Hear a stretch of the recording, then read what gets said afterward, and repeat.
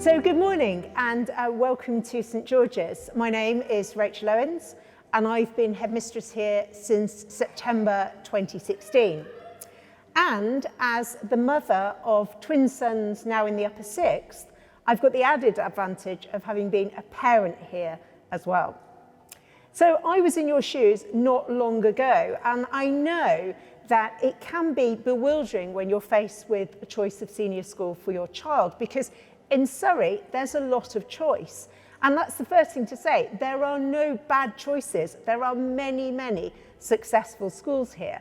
And that can make it quite difficult because what sets each apart? And people say, what makes St George's different? And I think essentially there are two things, being perfectly balanced, our strapline, and our unique Josephite heritage. So first then, perfectly balanced. What exactly does that mean? So we believe it means seeing education as not just about ensuring academic progress, but creative and personal development too. We see art, music, drama, sport, life skills, outreach work. They're all key components of a rounded education that will prepare our young people for later life. Of course, for all of us, a senior school must be about realising our child's academic potential. We want them to be guided, to be nurtured, occasionally pushed, not just to reach, but to exceed their potential. We, like you, want your children to give their best, be supported, and then gain examination and other life skill success, so that once they leave St George's, they can pursue whatever career path they choose. St George's, through its excellent value added, enables this to happen. I'm sure you're aware of the concept of value added, but essentially it's a measure educationalists use to measure the difference between a child's innate ability and what they actually come out with. So we all have an innate ability for French, for physics, for maths. All schools take something called a chem test when the child is in first year in year 7, all independent schools. And that predicts, based just on their innate ability, what they will get in all their GCSEs. That this child's innate ability gives them a 7 in French, an 8 in Spanish, a 9 in physics. And value added is just that. It's adding to that. What can a school do to make sure that that child who's predicted a 7 in physics actually gets an 8 or a 9 in physics? For those of you of a certain age, a 7 is an A and an 8 and a 9 are equivalent to an A star. So everyone's looking at 7s, 8s and 9s, but we'd rather have more 9s than 7s. And value added is something we're very, very proud of here. That input from the teachers that enables them not only to get the level that their innate ability would suggest they get, but higher. And we always score in the top 5% of schools nationally in terms of value added. There are value added league tables, just like there are raw result league tables. They come out usually at the end of January. They're produced by the DFE and they include all schools. And it's interesting because they're sort of the little known about league tables, but in my view, they're the most important because they're measuring what the school is inputting into our children and to enable them to do even better. But of course, our raw results are very impressive too. This summer's A-level and GCSE results were the best on record, just a shade under 90% A star to B at A-level, which meant as a result, all of our young people went to the university of their choice. 89% of them went to their first choice university. Those universities were, as you might imagine, the usual suspects. Most of our children go on to Russell Group universities, but we also have people who go to America. We've got someone going to Tufts this year. We also have people going to European universities like Maastricht or Utrecht, and also a handful every year going off to art college as well. All 9 of our applicants this year got a place at medical school, and those of you that are in the know in that area will know that is incredibly impressive. But what underpins a perfectly balanced education is not just about academic success. We believe that there is no dichotomy between academic success a well-rounded education and superb pastoral care.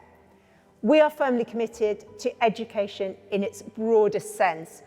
It is about art, music, sport, drama, all those other things. We're very lucky here. We're very privileged to have this environment, and we use it. And so I was very pleased when the Week publication produced a Good Schools Guide. St George's was named as one of the 3 schools in the UK that is best for all-rounders. Didn't put them in any order, so I know we're in the top 3. I don't know which one.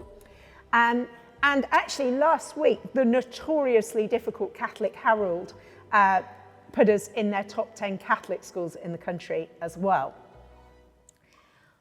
I always say that your child should be enabled to be the very best version of themselves. I say it a lot, but it's all about finding what makes your child tick. Now, you might know already what your child's thing is. They might love their clarinet, or they might be a brilliant dramatist, but many of them won't. And the job of St George's is to find that. And I think our size and our breadth of offering enables them to find things that perhaps they didn't even know that they loved. So it might be drama. Our drama department stage a huge plethora of productions, ranging from whole school musicals. Those of you in the student panel might have heard we're about to start on The Wizard of Oz, but I've seen Oliver, The Sound of Music, also just individual year group shows, things like A Monster Calls I saw last year, School for Scandal, all the first year in A Midsummer Night's Dream. And the good thing about drama here is, because we also employ a wardrobe mistress, someone who does the set, someone that does the sound and light, it means that children who might be interested in that side of things, the tech side, also can find a passion, as well as those who actually want to be front-facing on the stage. Our art department is a hive of talent. As I said, probably about 5 children every year leave the upper 6 to go to prestigious art schools. And I'm sure you've seen their stunning work around the school. And I was delighted last year that the Royal Academy Summer Exhibition featured 2 Old Georgians. The music department, equally ambitious and versatile. There is a huge amount of choirs, from very sort of serious choral society to much more informal opportunities to sing. And as a parent, when my children joined, I was delighted that they all take part in a concert just after half term of their first year. And that's great because it teaches other skills other than singing, work together, collaboration, all those things. And it's a really nice bonding experience for our new students. I was also very proud and deeply impressed last term by our 24-hour music marathon, which raised over £3,000 for our schools, our Josephite schools in the Congo. And again, that extravaganza, it was so wide-ranging. We had a beautiful concert in here, then we had compline, and then we went off to the music department and sang karaoke throughout the night. So there's a real diversity. But maybe your child's more interested in sport, and the amount of opportunities here is just amazing. But what I'm most proud of about sport is the combination of elite sport and sport for all. I think that's hugely important in any school. On the hockey pitch, highlights really are too numerous to mention. Suffice to say, we're the only school in England with representation at no fewer than 5 national finals last year for both genders, which makes St George's arguably the most successful hockey school in the country. But it isn't just about hockey. Last season, we saw our netballers, the under-14s, won the county championships. But for me, netball was a really good example of everyone getting involved. And of our 21 regular teams, 10 of them were placed for their age group in national rankings. So that might be my under-13 Cs. They're a C team, but because they won every one of their matches, they became the highest ranked, most successful C team in the country. And the girls can see that. So they might not be in the A team, but they can see the success that they're having. The river continues to be very busy. You may have seen our plans for our new boathouse. That will be built by the river in Walton next year. You might also have seen that sport going on in the activity centre that isn't about team sport. For example, your child might be interested in spinning or Pilates or rock climbing. And that's why the activity centre is called that. It's not a sports hall. It's consciously named an activity centre because, again, for me, it's more important that a child leaves St George's with a love of some sort of activity that they can carry on in life, not just necessarily being on a hockey team or a rugby team. All of this means that St George's is a very busy place. So I think if you're looking at it for your child, it has to be a child who's up for busyness, who's up for trying lots and lots of things.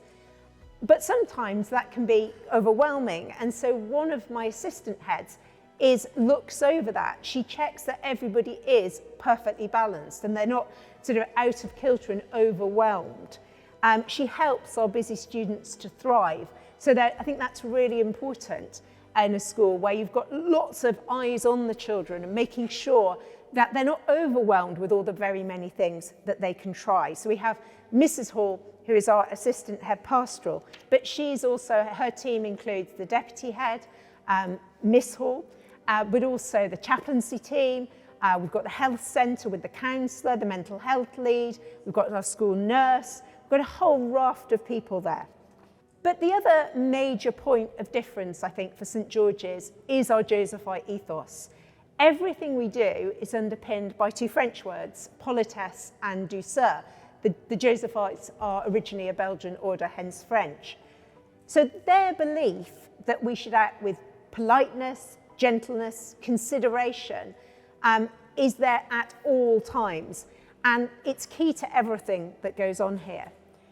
You know, we have children here who are Catholic, yes, but that's only 30% of our number. People are of other faiths and none. But everybody buys into the ethos, this idea that we're committed to doing the very best we can by each other, but also the social justice element of that. We are very privileged here, and therefore it's really important that all students take part in community projects. And that can be small, that can be tin a week in the Easter term, bringing in a can for the Salvation Army Food Bank, which basically we keep going in Addleston.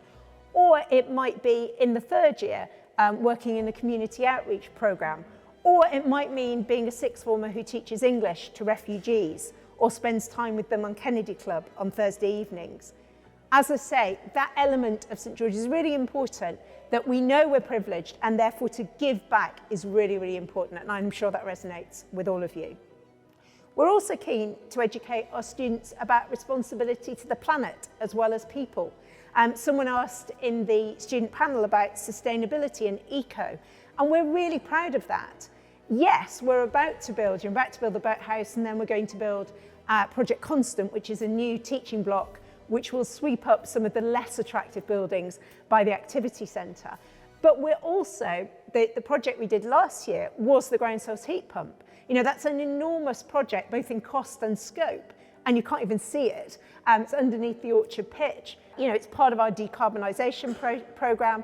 It's part of our commitment to being as sustainable a school as we possibly can. And we've connected the existing buildings to it, but it has the capacity to be connected to Project Constant, which is as yet unbuilt. If you look at any building on this site, it's covered in solar panels. We're absolutely committed to using renewable sorts of energy, but also in things like waste, in transport, in water, in our biodiversity, our grounds team, and also, of course, in the curriculum. The Josephite ethos permeates our house family structure as well as being a member of one of the 6 houses. Everybody is in a family within their house. So that's probably 7 or 8 students ranging from upper 6 to first year. And the older you get, the more senior you become in your house. So you start as one of the children, you become a parent, and when you're in the upper 6, you're a grandparent. It's a really nice structure to have a vertical structure of students who know each other, that aren't just in the same year group or the same class. And of course, the older ones always look out for the younger ones in their family. And that's particularly important to me this year because our 2 Josephite themes for this year are pastoral care, looking after each other, and also hospitality. Visitors quite often say to me, you know, what is your vision for St George's? You've been here nearly 7 years. And I think for me, the continued focus for me is about delivering the very best teaching for children. I firmly believe that good teachers are the key to a great school. It's all very well building an amazing activity centre or a new teaching block or a new boathouse, but actually the biggest, most important resource are the teachers here. And I watch lessons all the time. I went into English, I went into biology yesterday, and it's just a joy to see such dedicated professionals in with everybody's children, including my own children. And so with that in mind, when I first started, I said we need more teachers, and I presented a case to the governing body, and luckily they accepted my arguments, and we actually took on 10 additional staff. So we are really well resourced in terms of the ratio of staff to student. And it means that taking on more staff meant the staff I had more free time to plan, to prepare, to meet with children individually, to give them that pastoral care that's so important. And so people say, you know, oh, your exam results have improved year on year. Yes, they have, but that is a byproduct. You know, to me, that wasn't the driver. The driver was enabling the children to be the best version of themselves, to enjoy their lessons, to provide the teaching. And what's interesting is the byproduct of that has been excellent examination results. I also truly believe that education's a partnership. It's a partnership between us, but also you at home. And to that end, I hold parents' fora twice a term. Sometimes I give them a title, a topic. We're having one soon on diversity and inclusion. But actually, often they don't. And parents just turn up and they can ask me whatever they want. I'm known for nothing phases me. You can ask me anything. And I will always try and answer it. And if it's something that people perhaps are saying, well, why aren't you doing enough of that? Or have you thought about that? I will always go away and reflect on that and act on it, because at the end of the day, it is this partnership between us, the students, and you at home. I keep saying every child should be the best version of themselves. That is something that I firmly believe. And I do think I've got here 120 clubs a week, but I think it is now more. And the range of clubs is so enormous that I think that's where they learn the skills like adaptability, creativity, collaboration, working together. All those soft skills that you as employers will know are just as important, probably more important, than rafts of A stars or 8s and 9s at GCSE. So I think that's, you know, if you like, the ethos is part of that as well. It's about everybody working together to find what makes them tick and what each individual enjoys. Obviously, you shouldn't take that on trust from me. I'm bound to say that, aren't I? So I hope that you grilled your student guide. I know that some of you went to the student panel. If you didn't, I think we were probably recording it, that you can access, because they're always our best ambassadors, but also our most honest as well. I've rattled through. I hope that that gives you at least a flavour of life at St George's. They're really exciting times for the school. It's a school that never stands still. But if we piqued your interest, please do register, because then you're in, you know, you're in the family, if you like. You will be sent emails, not bombarded, but just so you know what's going on, because it is a really exciting time for St George's.